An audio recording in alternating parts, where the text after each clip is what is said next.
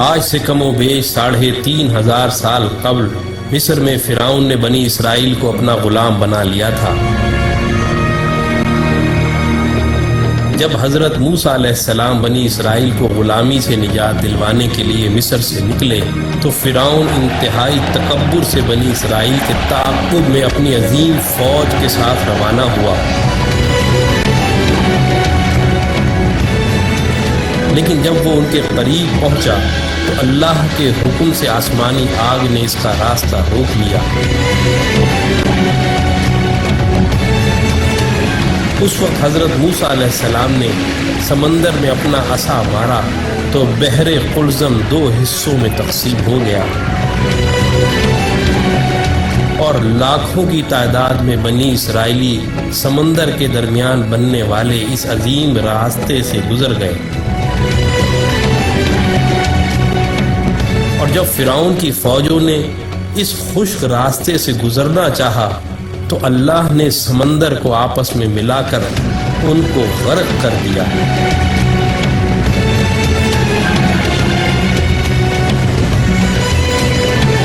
یہودیوں اور عیسائیوں کے عقیدے کے مطابق فرعون کی تمام فوج تو غرق ہو گئی تھی،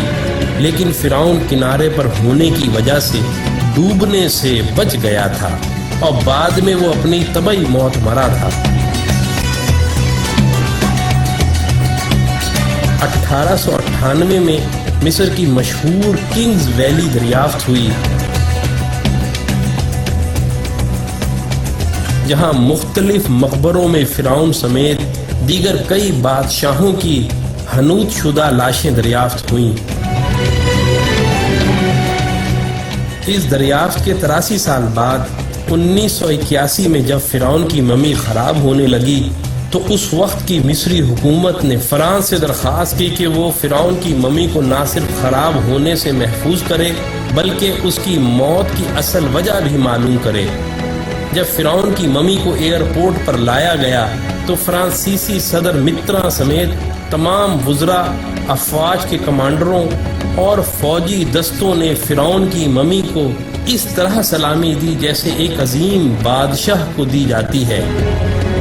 اس کے بعد فرعون کی ممی کو ماہر ڈاکٹروں کی ٹیم کے حوالے کیا گیا جس کے سربراہ ڈاکٹر مورس بوکائے تھے۔ ممی کے مائکروسکوپک ٹیسٹوں سے پتہ چلا کہ فرعون کی لاش پر سمندری نمک کے ذرات موجود ہیں، جو اس بات کا واضح ثبوت تھا کہ فرعون اپنی طبعی موت مرنے کے بجائے سمندر میں ڈوب کر مرا تھا، جس کے فوراً بعد اس کی لاش کو سمندر سے نکال کر حنوط کر دیا گیا تھا۔